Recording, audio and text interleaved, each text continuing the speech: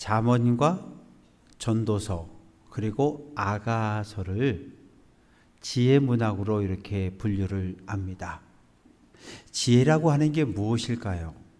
우리가 일상의 삶을 살아갈 때 전문적인 기술, 자동차를 만든다든지 망가진 자동차를 고친다든지 아니면 컴퓨터, 에어컨, 이렇게 세상을 살아갈 때 꼭 필요한 내가 가지고 있는 전문적인 기술들을 지혜라고 이야기합니다. 또 내가 속해 있는 이 공동체에 커다란 유익을 가져다주는 그런 좋은 의견을 제시하는 사람을 지혜 있다라고 표현을 해요. 그러나 성경이 말하는 지혜라고 하는 것은 무엇일까요? 잠언 9장 10절은 여호와를 경외하는 것, 그것이 지혜의 근본, 뿌리, 출발점, 시작이라고 말합니다. 하나님을 경외한다는 것은 두 가지 의미를 담고 있는데, 하나님을 향한 거룩한 두려움, 그리고 두 번째는 하나님을 향한 뜨거운 사랑입니다. 사랑하는 마음과 거룩한 두려움을 경외라고 이야기하는데, 이런 마음을 가지고 하나님을 대하는 것이 지혜의 시작이라고 말합니다.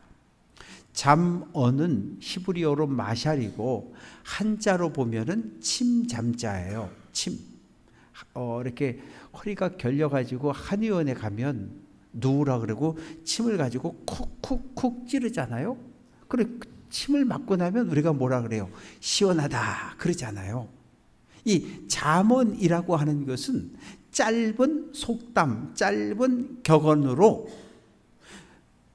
들으면 이해하고 또 설명하기 쉬운 아주 짧은 가르침을 가리켜 잠언이라고 이야기하는데, 이 잠언을 대표하는 사람이 솔로몬입니다. 왜냐하면 열왕기상 4장 32절은 솔로몬은 잠언 3000가지를 말하였다. 3000개의 속담을 이야기했다는 거죠.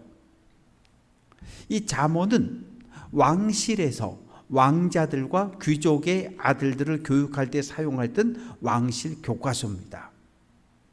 선생님이 가르치고 왕자와 귀족의 자녀들은 배우는 거예요.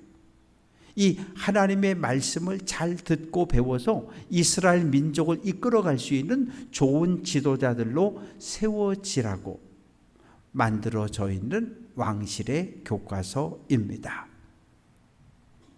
이 잠언을 오늘 25장에 있는 잠언은 솔로몬 시대부터 입에서 입으로 전해져 오던 것인데, 히스기야 왕의 신하들이 편집했다 이렇게 쓰여져 있습니다. 솔로몬 왕과 히스기야 왕은 250년의 차이를 가지고 있어요. 솔로몬 왕은 솔로몬 왕은 이스라엘의 두 번째 왕이었고, 그리고 히스기야는 15대 왕이었기 때문에 250년 뒤에 활동을 했습니다. 히스기야 왕은 하나님이 보실 때 좋은 왕, 선한 왕이었어요. 왜?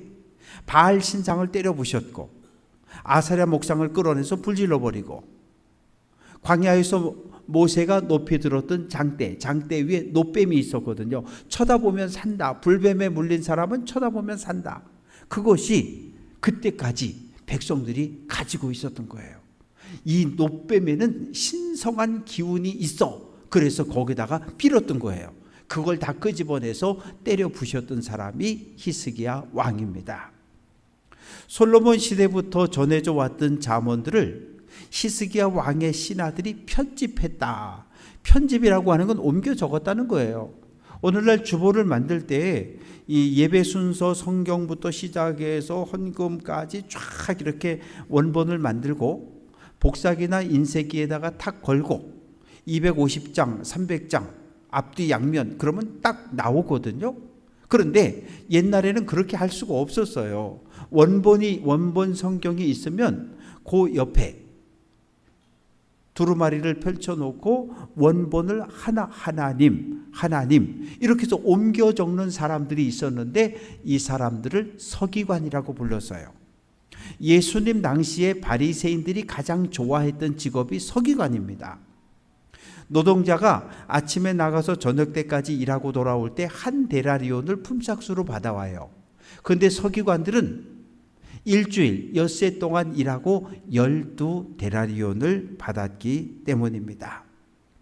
오늘 25장 1절로 7절까지 말씀은 왕과 관련되어진 이야기입니다. 다윗은 왕이잖아요. 그런데 시편 145편 1절에서 다윗은 이렇게 고백합니다. 함께 해봅니다. 왕이신 나의 하나님이여. 다윗은 이스라엘의 눈에 보이는 왕이지만 이스라엘의 눈에 보이지 않는 하나님을 다윗은 나의 왕으로 고백하고 있습니다. 이스라엘, 하나님의 말씀에 순종하는, 하나님의 통치를 받는 신앙 공동체가 이스라엘입니다. 다윗은 백성들을 다스릴 때 하나님의 말씀을 가지고 백성들을 통치했고, 하나님의 마음을 가지고 백성들을 재판하고 돌보고 섬겼던 사람이 다윗입니다. 솔로몬 왕이 살았던 주전 1000년, 오늘 우리가 사는 주후 2025년은 3000년의 시간 차이가 있어요. 그런데 3000년 전 사람들, 아니 200년 전 사람들은 우리보다 훨씬 하나님 중심으로 모든 것을 파악하고 생각했어요. 비가 오지 않는다? 아유, 저 지역에 누가 죄를 지어서 하나님이 벌을 내려서 비를 안 내려주는 거야. 이렇게 생각을 했던 거죠. 아니, 춘천은 안 와도 되는 비가 계속해서 오고 있는데 강릉엔 비가 안 와요. 여긴 많이 오는데 거긴 0.5mm가 왔대요. 그러면 뭐라고 설명합니까? 강릉시장에 나와서 북태평양 고기압이 어떻고 뭐가 어떻고 어때서 여기만 비가 안 온다, 이렇게 기상학적으로 설명을 하거든요. 그러나 200년 전, 1000년 전, 2000년 전, 3000년 전에는 하나님께 그 지역 사람들이 죄를 지어서 하나님이 벌을 내려서 비가 안 온다고 이렇게 생각했어요. 한 개인뿐만 아니라 한 나라와 민족에 일어나는 모든 재난과 크고 작은 모든 일들을 하나님과 관련시켜서 생각을 했습니다. 그러나 지금은 그렇지 않아요. 몸이 어디 좀 이렇게 아프고 잠이 잘 안 오고 그러면 어떻게 해요? 병원에 가잖아요. 그래서 머리끝부터 발끝까지 MRI부터 시작해서 엑스레이, CT 다 찍어요. 피검사하고. 그러면 의사가 검사 결과 가지고 와서 뭐 살이 너무 쪄서 그러니까 살을 좀 빼시고 짠 음식을 너무 많이 드셔서 탈이 났으니까 소금기 좀 없는 음식을 잡수고 이렇게 하나하나 처방을 내려주는 거거든요. 그러나 오래전에는 그렇지 못했어요. 모든 것을 오직 하나님과 나와의 관계 속에서 해석을 했습니다. 이스라엘을 제외한 주변 모든 나라들은 왕이 있었어요. 어느 날 백성들이 사무엘 제사장을 찾아옵니다. 제사장님, 아람도 모압도 암몬도 다 왕이 있는데 왜 우리는 왕이 없습니까? 왕을 세워주십시오. 안 된다고. 이스라엘의 왕은 하나님이신데, 하나님이 우리의 왕인데 왜 또 다른 왕을 세워달라 그러냐고. 아니, 눈에 안 보이는 그런 하나님 말고요, 눈에 보이는 왕을 세워달라고요. 그래서 하나님께서 왕을 세우라고 허락을 했어요.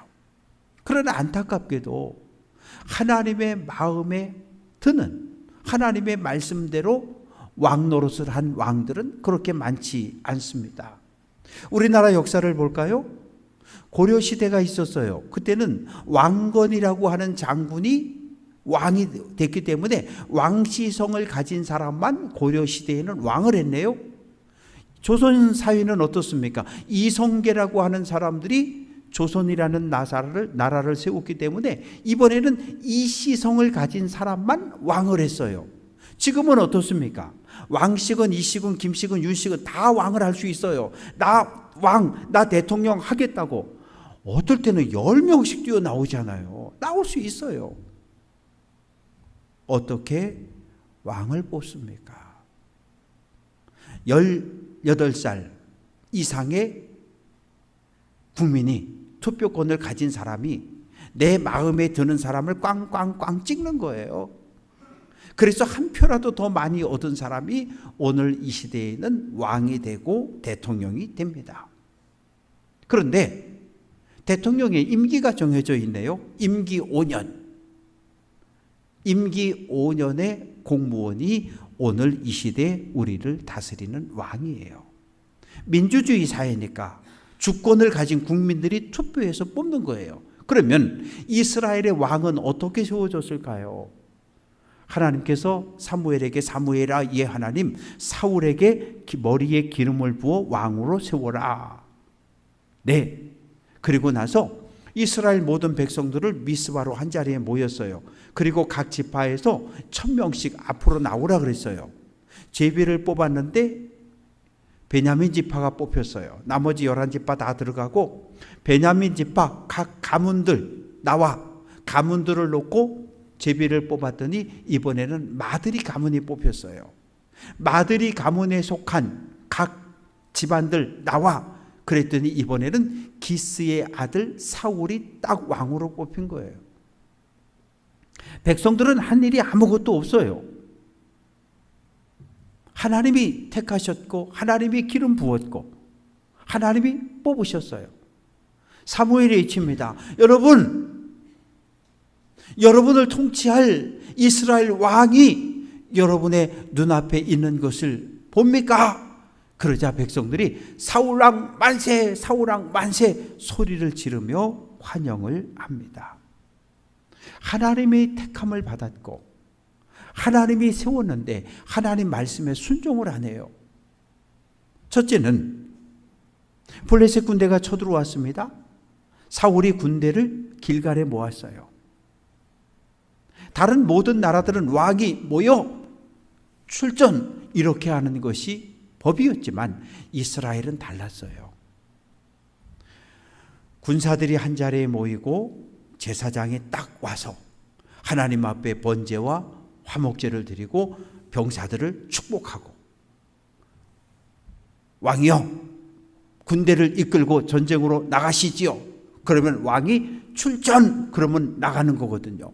그런데 제사장이 집례할 번제를 누가? 왕 사울이 드려버렸네요. 이 행위를 가리켜서 망령되게 행했다며 하나님의 책망을 받습니다. 두 번째, 하나님께서 사울에게 지금 당장 군대를 이끌고 가서 아말렉을 진멸하라. 진멸이라고 하는 건 생명 있는 모든 것을 다 죽이는 거예요. 죽여서 하나님께 드리는 거예요. 전쟁에 갔습니다. 승리했습니다. 이제 승리하고 돌아왔는데 한 사람이 끌려옵니다. 아각 왕이에요. 왕을 죽이지 않고 목에다가 쇠사슬로 묶어서 끌고 오고 있어요. 그런데 그 뒤에 소가 양이 따라오는데 아주 토실토실한 소와 양들이 끌려왔습니다. 이것이 다 무엇입니까? 하나님께 번제 드릴 때 드릴 예물로 구별하여 가져왔습니다. 순종하기는 순종했는데 아말렉을 쳐서 진멸하라 그랬는데 95% 순종을 한 거예요. 우리는 95% 순종하면 이만하면 됐지. 우리는 이렇게 생각하는데 하나님은 불순종이라고 말씀하시는 거예요. 그래서 어떻게 됐습니까? 사무엘하 15장 11절 같이 한번 해볼까요? 내가 사울을 왕으로 세운 것을 후회한다. 하나님이 후회하셨어요. 어떤 일이 벌어졌습니까? 사울에게 임했던 여호와의 영이 떠났고 하나님이 부리는 악한 영이 들어와 사울에게 고통을 주기 시작합니다. 사무엘도 마음이 아팠어요. 사울왕을 찾아가서 왕이여 나 죽는 날까지 다시 보지 맙시다. 그리고 고향 라마로 돌아갔습니다. 어느 날 하나님께서 사무엘에게 사무엘아 예 하나님 내가 사울 뒤를 이어 이스라엘 왕 될 사람을 봤다. 이세 집으로 가라. 아이고 하나님 못 가요. 지금 사울 왕이 주변에다가 군대를 보내서 나를 감시하고 있는데 다윗 이새의 집에 방문하면 큰일 나요. 그랬더니 아니야, 하나님께 예배하러 왔다 그러고 신방 가. 신방을 갔어요. 아들들 다 모아라. 7 아들이 있어요. 엘리압 한 사람 한 사람 사무엘 앞에 서는데 엘리압을 보니까 키가 홀씬하고 잘생겼어요. 그래서 기름병을 뚜껑을 뽑아서 부으려고 했더니 하나님이 아니라는 거예요. 사람은 외모를 보지만 나 여호와는 마음 중심을 본다. 아니야. 그러더니 8번째 막내 다윗을 보더니 기름을 부으라 그래서 다윗을 왕으로 기름 붓습니다.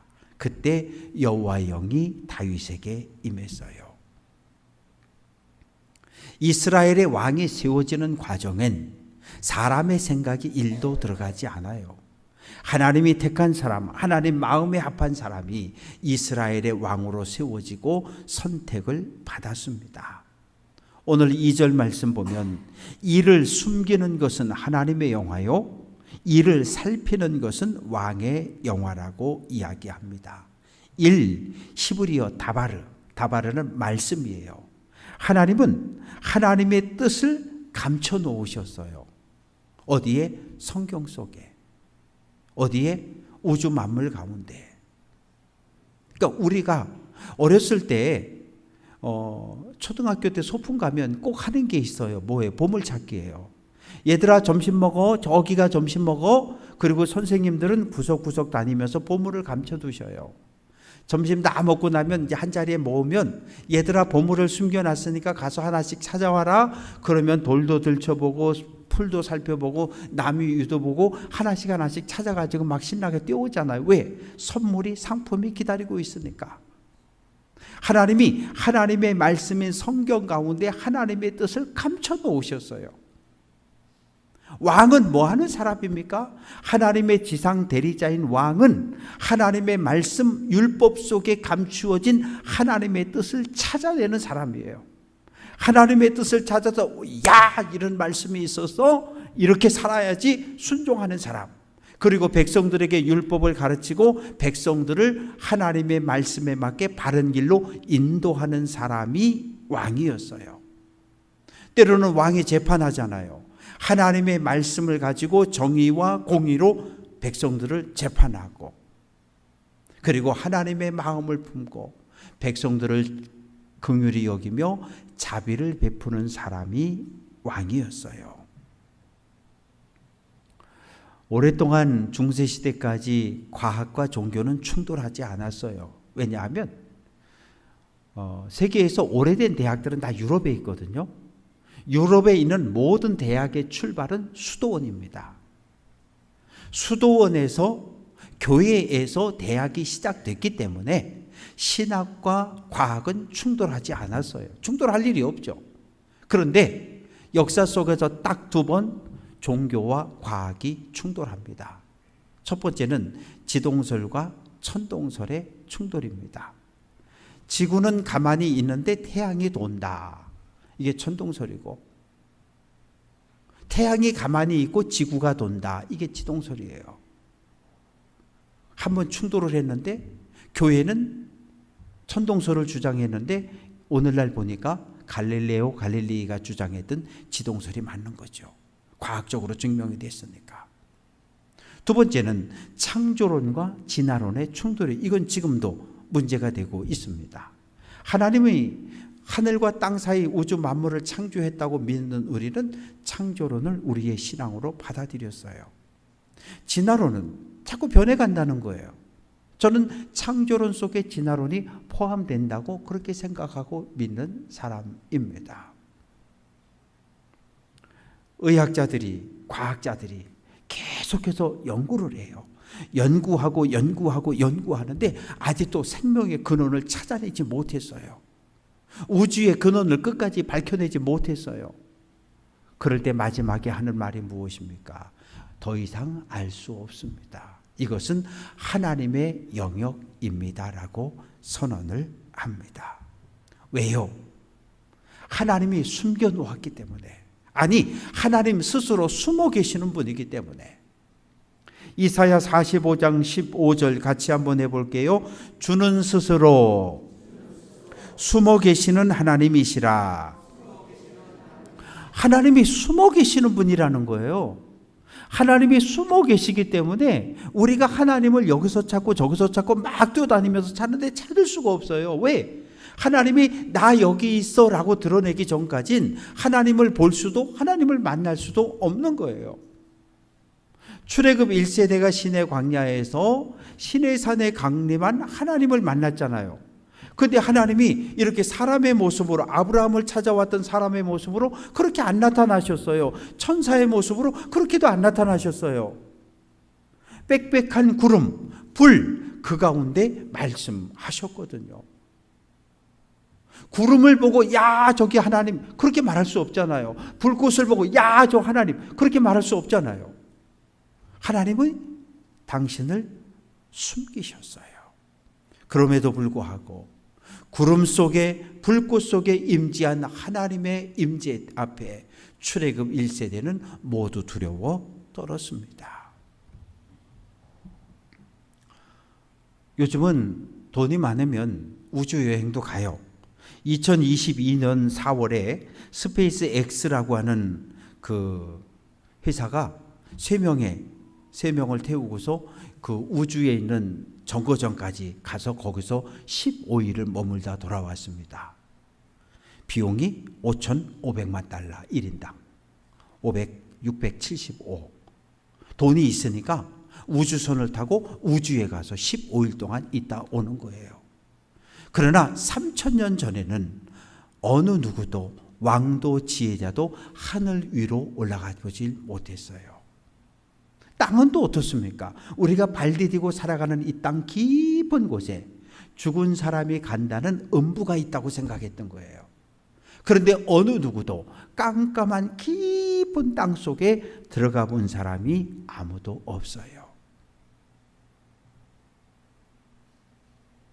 우리는 하나님이 감춰놓은 보물을 찾아가는 사람들이고, 백성은 왕의 마음을 살피는 사람들이에요. 하나님께서 왕의 마음 속에 지혜를 꽉 채워주셨기 때문에 하나님이 주시는 지혜로 백성을 다스리고 통치하는 왕을 온전히 알 수 없어요. 4절 말씀 보면 은에서 찌꺼기를 제하라, 그리하면 장색이 쓸만한 그릇이 나온다. 순은을 만들어야 되는데, 순금을 만들어야 되는데 80% 은, 그건 순은이 아니잖아요. 90% 은, 금, 그건 금이 아니잖아요. 99.999 이렇게 돼야 순금이 되고 순은이 되는 거거든요. 어떻게 해야 돼요? 찌꺼기와 불순물을 다 제거해야 합니다. 왕이, 대통령이 하나부터 10까지 전체를 다 책임을 못 집니다. 국방부 장관을 세워요. 외교부 장관을 세우고요. 이 나라 안에 행안부 장관, 또 보건부 장관, 교육부 장관, 각 장차관들을 다 세워가지고 함께 모여서 국무회의를 통해서 논의하고 토론하고 정책을 하나하나 결정해가는 거거든요. 그런데 왕 중심으로 해서 딱 두 종류의 신하들만 있어요. 선한 마음을 가지고 나라와 민족을, 백성을 위해서 신실한 마음을 가지고 왕을 돕고 협력하는 사람들이 있어요. 또 한쪽에 누가 있어요? 간신배들이 있어요. 나라와 백성이 어떻게 되든지 말든지, 왕이 잘 되든지 말든지 상관없이 내가 차지한 이 권력을 가지고, 장관의 자리를 가지고 내 배를 불리고 내 가족이 잘 살면 된다고 생각하는 그런 사람들은 성경에서 간신배라고 이야기합니다. 나라가 무너집니다. 기업만 무너지는 게 아니라 나라도 무너져요. 나라가 무너질 때 보면 왕에게 모든 책임을 물어야 할까요? 아니, 그렇지 않아요. 왕이 아무리 반듯한 정신을 가지고 바른 길로 가려고 해도 주변에 이 간신배들이 잔뜩 있어서 왕의 귀를 막고 눈을 막아버리면 왕은 어둠 속을 헤매는 거예요. 한 나라가 망할 때 왕 주변에 누가 있는지를 보면 되는 거예요. 왕을 잘못된 길로 무속으로 이단으로 우상 숭배자들과 연결시켜서 왕으로 하여금 온전한 정신으로 나라를 이끌어가지 못하게 하는 그런 악한 신하들, 간신배들을 다 제거해야 된다. 왜? 그 간신배는 은혜 찌꺼기와 불순물 같은 거니까 반드시 제거해야 된다는 거예요. 그래서 5절, 왕 앞에서 악한 자를 제하라. 그리하면 그의 왕위가 의로 말미암아 견고하게 선다. 다윗이 범죄했잖아요. 부하들은 전쟁터 나가 있는데 낮잠을 잤어요. 당시의 전쟁은 반드시 왕이 앞장을 섭니다. 나를 따르라. 그리고 왕이 제일 앞장서는 게 전쟁이었는데 요압 장군과 부하들은 전쟁터에 두고 왕은 왕궁에서 있어요. 낮잠을 잤어요. 잠이 깼어요. 아이 더워. 옥상 위에 올라가서 이렇게 걸다 보니까 와, 저기 어떤 여인이 목욕하고 있어요. 볼 수 있어요. 왜? 높은 데 사니까. 얼굴 돌리고 자리를 떠나면 되잖아요. 계속 쳐다봤어요. 저녁이 됐는데 그 모습이 떠나지를 않아요. 사람을 불러서 은밀히 누구네 집이냐? 예. 지금 전쟁터에 나가 있는 장군 우리아의 아내입니다. 그래, 가서 데려와. 왕권으로 밧세바를 데려다 동침했어요. 임신했다는 거예요. 어떻게 합니까? 요압 총사령관에게 전화해서 우리아에게 특별 휴가를 주라는 거예요. 그 휴가 받아서 왔어요. 왕이 밥을 먹이고 술도 줍니다. 살짝 취하게 만들었어요. 그리고 이제 물러가라. 그리고 사람을 붙여서 알아봤어요. 다윗 왕 생각에는 여러 달 동안 전쟁터에 가 있었으니까 집으로 내려갈 거고 집에 가면 아내와 동침할 거고 그러면 나와 동침해서 생긴 아기가 아니라 남편 우리아와 동침해서 생긴 아기라고 생각하고 넘어갈 수 있다고 생각한 거예요. 그런데 정말 충신이에요. 장군 요압과 군사들이 전쟁터에 목숨 걸고 싸우고 있는데 내가 어찌 집에 내려가서 아내와 잠을 잘 수 있겠냐고. 왕궁 막사에서 군인들과 함께 잠을 잤어요. 멈췄어야지요. 다시 전쟁터로 보냈습니다. 전화를 했어요. 우리아를 전쟁이 가장 극심한 곳 가장 앞에 세우고 그리고 병력을 뒤로 물려라. 어떻게 됐어요? 전쟁터에서 혼자 남아서 활을 맞고 창을 맞고 칼을 맞아 죽었어요. 사랑하는 성도 여러분, 죄라고 하는 것은 멈추지 않아요. 다윗이 목욕하는 밧세바를 처음 보았을 때 내가 이러다가 간음죄를 범하고 내가 이러다가 살인죄를 범하지, 내가 저 여인의 남편을 죽이지 그 생각했을까요? 아니요. 꿈에도 하지 못했어요. 그럴 줄 몰랐어요. 그런데 죄는 스스로 멈추질 않아요. 주변 모든 사람들을 죽이고 마지막에 자기 자신까지 죽이는 것이 죄악입니다. 그런데 다윗 왕 옆에 나단이란 선지자가 있었어요. 어느 날 찾아왔습니다. 왕이여 잘 계십니까? 나 잘 있어.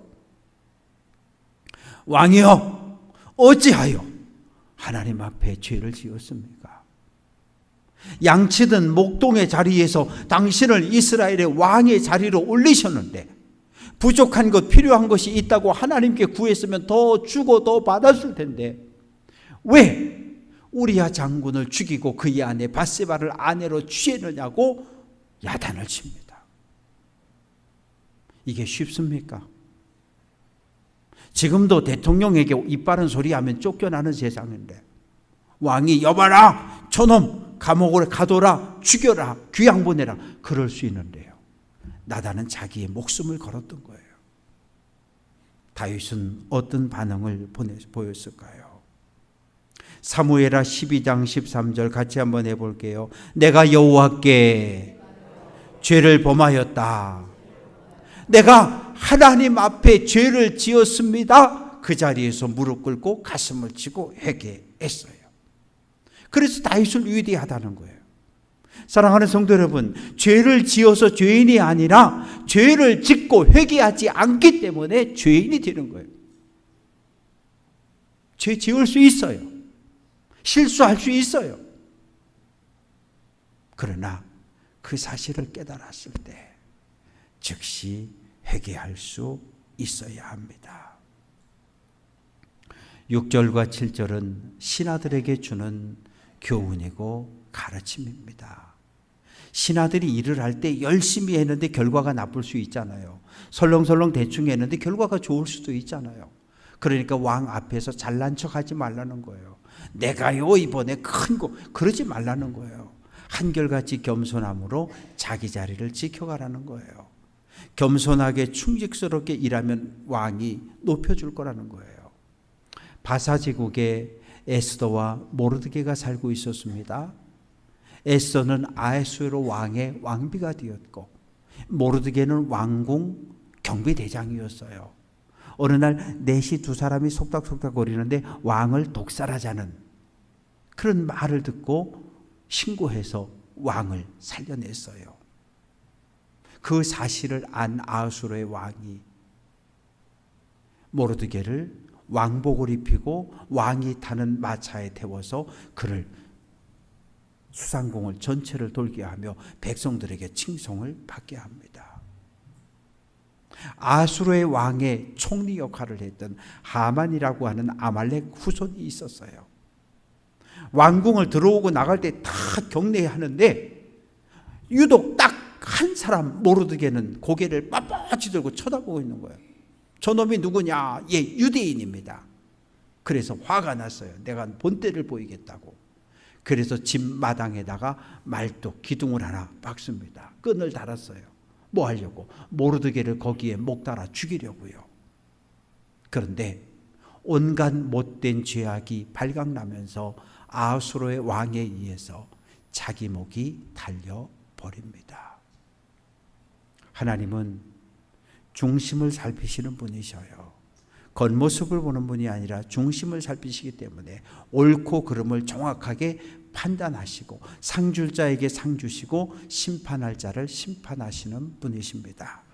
사랑하는 성도 여러분, 날마다 하나님의 말씀을 읽고 묵상함으로 하나님이 성경 속에 감추어둔 보물, 진리, 하나님의 뜻을 찾아가는 귀한 성도들 될 수 있기를 주님의 이름으로 축원합니다. 하나님의 뜻, 보물을 찾았으면 뭐예요? 순종하고 실천해야 합니다. 하나님과 우리 사이에 막힘이 없어야 돼요. 혈관이 막히면, 피가 흐르지 않으면, 심장으로 올라가는 혈관이 막히면, 뇌로 가는 혈관이 막히면 사람이 죽어요. 하나님과 우리 사이에 기도의 통로가 막히면 안 돼요. 왜? 기도의 통로가 막히면 기도가 올라가지 못하고 하나님의 은혜가 내려오지 못하고 말씀과 기도로 거룩한 삶을 살아낼 수 있는 귀한 성도들, 날마다 겸손한 마음을 품고 모든 영광을 하나님께 돌려드리는 귀한 성도들 될 수 있기를 주님의 이름으로 축원합니다.